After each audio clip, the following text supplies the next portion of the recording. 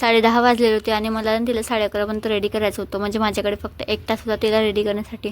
तर hi friends, मी आहे सलोनी आणि मी करते माझ्या बहिणीचा मेकओव्हर. तिला ब्रायडल बनवून तिच्या कॉलेजमध्ये जायचं होतं. त्यासाठी ना मी तिला रात्रीच मेहंदी काढून दिली, कारण की ब्रायडलसाठी ब्रायडल मेहंदीसुद्धा इम्पॉर्टंट आहे. मी इथे ना तिला साडी पण घालून देत आहे.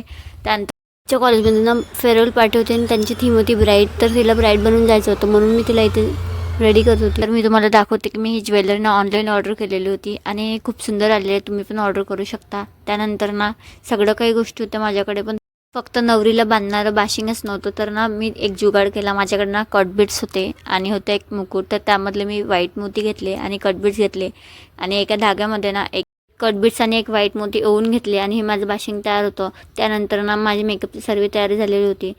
मी लवकरात लवकर तिचा मेकअप पण करून दिला, हेअरस्टाईल पण करून दिली. हा होता तिचा फायनल लुक. तर तुम्हाला हा लुक कसा वाटला हे मला कमेंटमध्ये नक्की सांगा. आणि जर तुम्हाला मेकओव्हर करायचा असला, मेहंदी काढायची असली, तर मला तुम्ही सलोनी द आर्टिस्ट या आयडीवर DM करू शकता.